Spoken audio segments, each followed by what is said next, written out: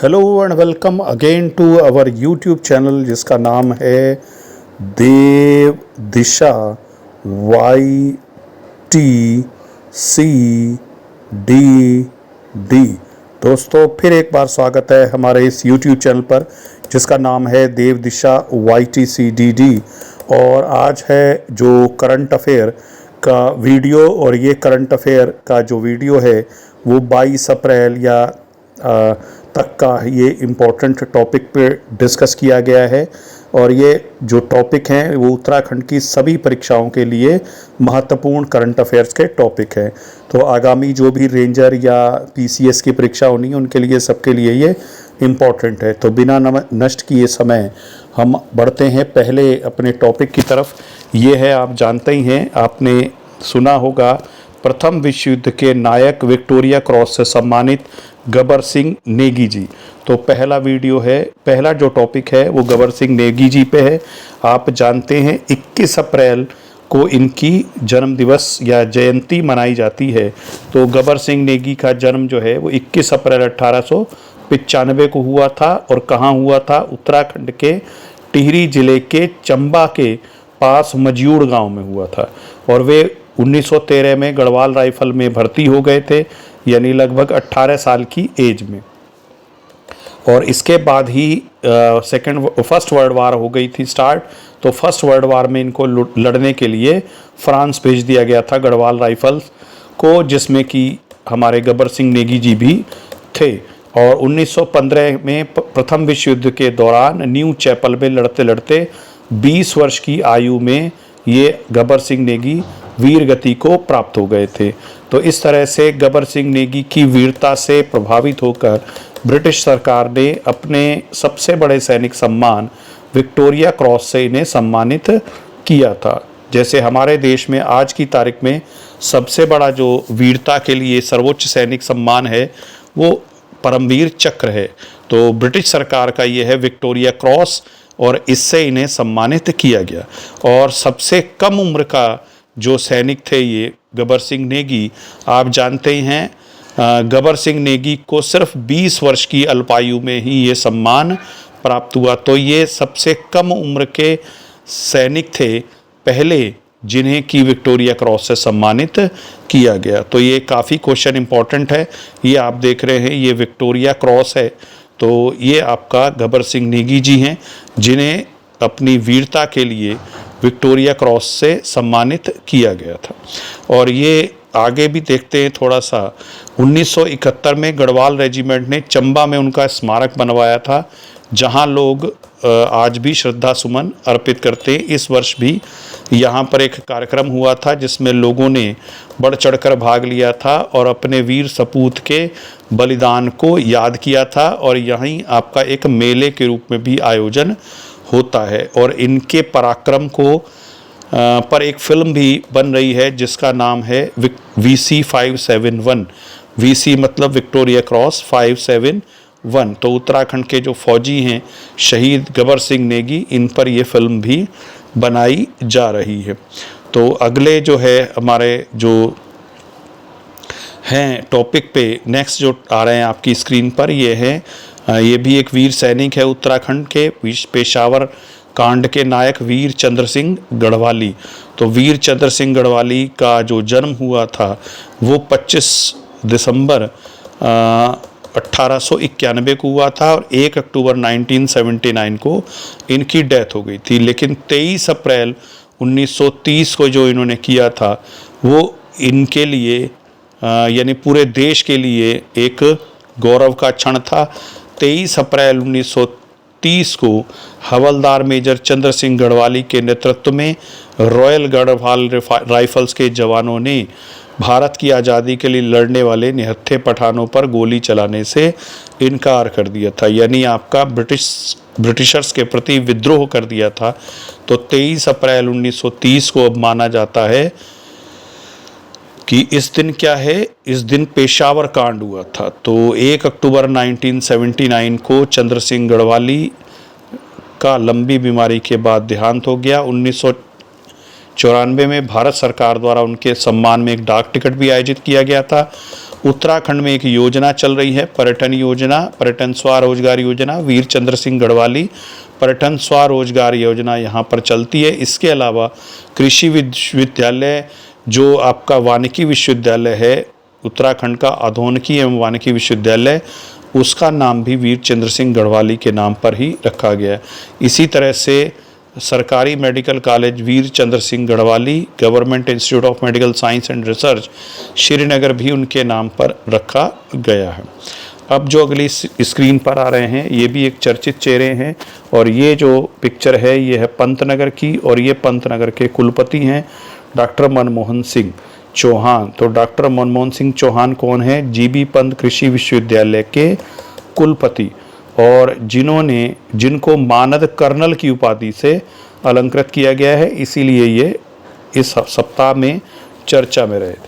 इसके बाद फिर एक उत्तराखंड से प्रसिद्ध व्यक्ति आपकी स्क्रीन पर आ रहे हैं, ये है बिल एटकिंसन। लेकिन बिल एटकिंसन कोई सैनिक या कोई इस तरह के व्यक्तित्व तो नहीं है, ये हैं आपका मसूरी में रहने वाले अंग्रेजी के लेखक, और ये देखेंगे आप इनके पूरी तरह से गढ़वाली रंग में रंगे हुए हैं, और जबकि इनका जन्म आपका स्कॉटलैंड में हुआ था। तो बिल एटकिन प्रसिद्ध अंग्रेजी लेखक हैं जिनका हाल ही में देहांत हो गया। इनका जन्म 1834 में स्कॉटलैंड में हुआ था, 1959 में भारत में आ गए थे, और 1966 में उन्होंने भारत की नागरिकता ले ली थी। इनकी प्रमुख पुस्तकें हैं footloose in the Himalaya, 100 Himalaya quiz, Sathya Sai Baba a life, Nanda Devi mela, 7 sacred river. तो ये उनकी कुछ प्रसिद्ध पुस्तकें पूछी जा सकती हैं, और ये आपका हिमालय में भ्रमण का जीवित वर्णन करने में बिल का कोई जवाब नहीं है, ये कथन है रस्किन बॉन्ड का। आप जानते हैं ये भी एक अंग्रेजी के लेखक है। ये इनकी पुस्तक है एटकिन हिमालय, यानी एटकिन का हिमालय। तो ये बिल एटकिन की ही पुस्तक है, तो जिसका अनुवाद किया था हरदेश जोशी ने। ये पुस्तक का कवर आपको दिखाया गया ताकि आपको याद हो जाए कि ये पुस्तक इन्होंने लिखी थी, और ये अंग्रेजी लेखक हैं। काफ़ी अच्छा क्वेश्चन बन सकता है। इसके बाद आपका अगला जो टॉपिक है वो आपका सिलक्यारा टनल का है। तो सिलक्यारा टनल आप जानते ही हैं, बड़ी चर्चा में रही थी। इसका ब्रेक थ्रू हो गया, यानी ये टनल आर पार हो गई है, और यहाँ पर आप जानते हैं बगल में ही बाबा बौखनाथ का मंदिर है, और आप इस टनल का नाम भी, सिलक्यारा टनल का नाम भी बाबा बौखनाथ के नाम पर कर दिया गया। तो ये इस तरह से, और बौखनाथ टिब्बा एक पर्यटन के केंद्र के रूप में विकसित होगा। तो बाबा बौखनाथ की कृपा से ही यहाँ पर फंसे मजदूरों को निकाला गया था। तो सिलक्यारा जो सुरंग है वो 4 धाम यात्रा की दृष्टि से महत्वपूर्ण है, और ये लगभग 4.5 किलोमीटर लंबी सुरंग है, और इस सुरंग के बनने से यमुनोत्री धाम और गंगोत्री धाम के बीच की दूरी 26 किलोमीटर कम हो जाएगी। तो ये एक बड़ी महत्वपूर्ण सुरंग है। इसके अलावा एक ये वाली सुरंग भी आपका इस हफ्ते चर्चा में रही, और ये है आपका टनल। पहले तो ये हम इसी की बात कर रहे हैं। तो ये टनल, इसके बाद ये तो 4.5 किलोमीटर लंबी अभी आप सिलक्यारा देख रहे हैं। अब ये दूसरी टनल है, और ये टनल आपका जो है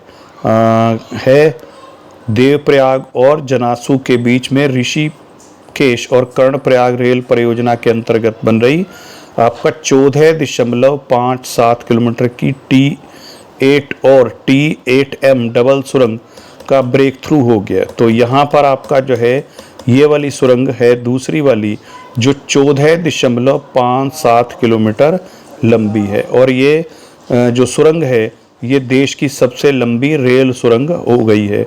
इसका निर्माण कैसे किया गया है? टनल बोरिंग मशीन के द्वारा, TBM टेक्नोलॉजी से।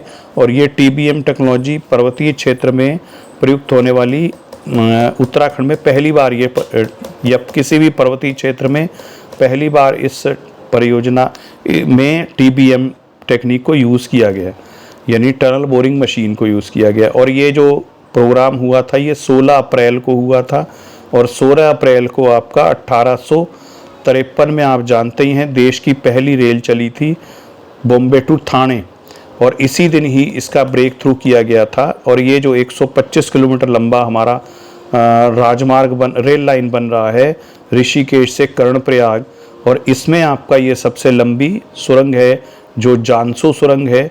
इसका जो लंबाई है वो 14.57, कुछ किताबों में थोड़ा अलग दे रखा है, कुछ अखबारों में भी अलग दे रखा है, तो वो हो सकता है, लेकिन 14.5 किलोमीटर लगभग आपका ये टेक्निक है। और ये टेक्निक जो ये सुरंग है, और ये सुरंग जो बनाई गई है वो आपका TBM टेक्निक से मंगाई गई है, यानी टनल बोरिंग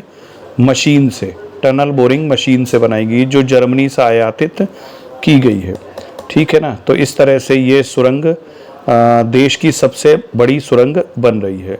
और अगर हम देखें ऋषिकेश कर्णप्रयाग जो ये रेल लाइन परियोजना है, ये ब्रॉड गेज में है। ब्रॉड गेज मतलब सुरंग की जो पटरियों की लंबाई है उसको हम गेज से नापते, तो मीटर गेज, ब्रॉड गेज और नैरो गेज 3 होती है। नैरो गेज तो अब लगभग समाप्त हो रहा है। 1 मीटर से कम आपका नैरो गेज होता है, अगर पटरियों के बीच की दूरी 1 मीटर से कम तो नैरो गेज, फिर मीटर गेज यानी 1 मीटर होगा। इस तरह से आपका इनकी एक रहती है। तो यहाँ पर ये 125 किलोमीटर लंबी रेल परियोजना है, जिसमें के 105 किलोमीटर हिस्सा जो है वो सिर्फ 17 सुरंगों से होकर गुजरता है। और अगर ये रेल प्रोजेक्ट पूरा हो जाएगा उस दिन ऋषिकेश और कर्णप्रयाग का सफ़र केवल 2 घंटे का रह जाएगा। और इसका निर्माण कौन कर रहा है?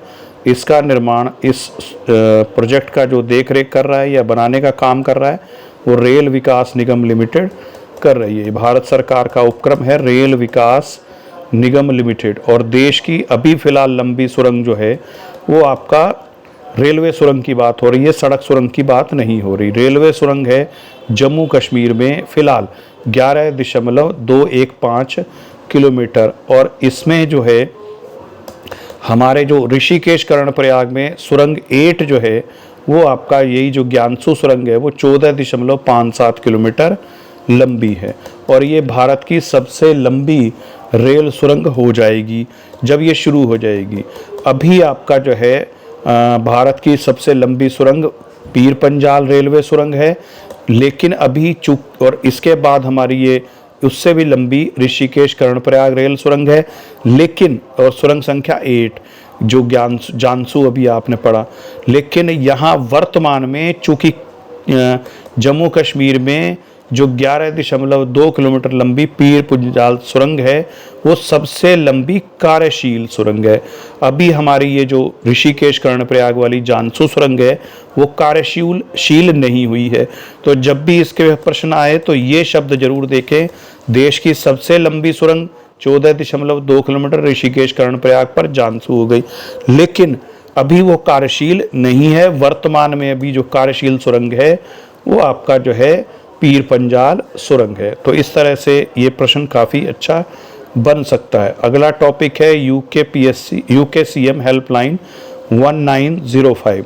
तो अभी सूचना प्रौद्योगिकी यानी ITDA information technology development agency, इसने क्या किया है कि जितने भी नंबर थे, आप जानते हैं इमरजेंसी नंबर अलग अलग होते हैं, 112 पुलिस के लिए, एम्बुलेंस के लिए 108, भ्रष्टाचार के लिए 1064, ये भी पूछे जाते हैं पेपरों में कि ये आपका नंबर किससे लिए यूज़ होता है, और 1070 आपदा संबंधी सुरक्षा के लिए है।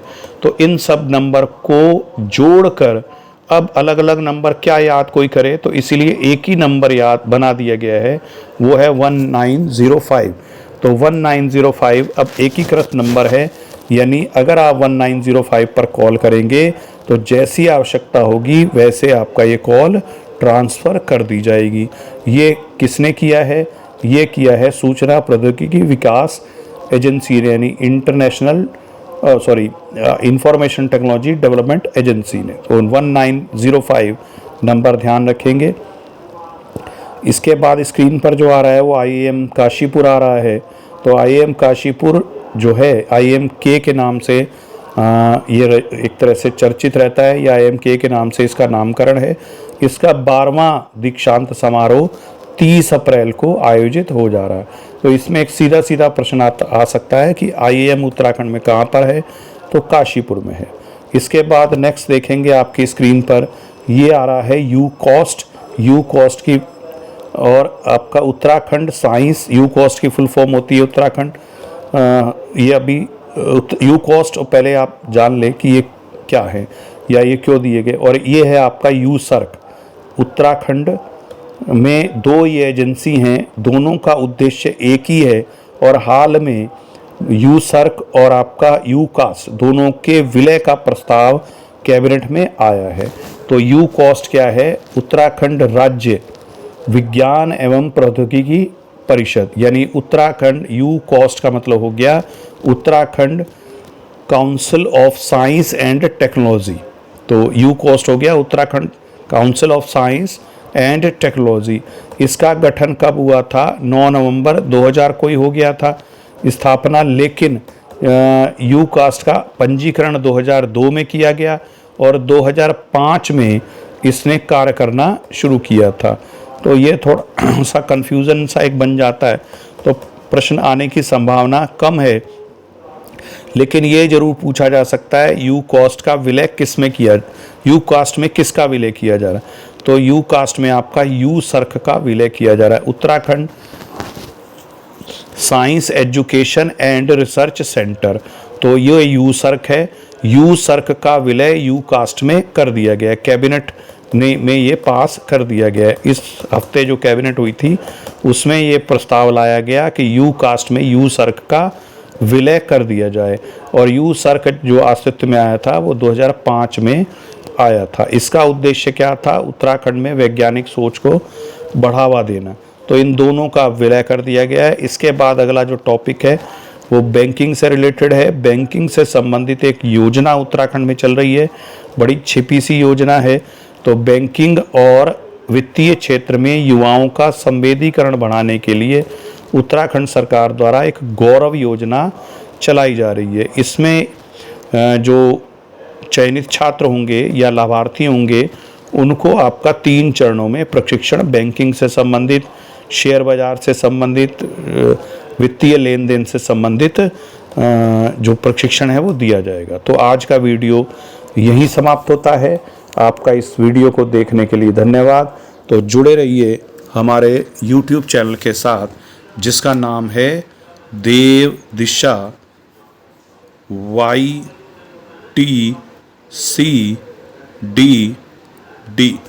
धन्यवाद।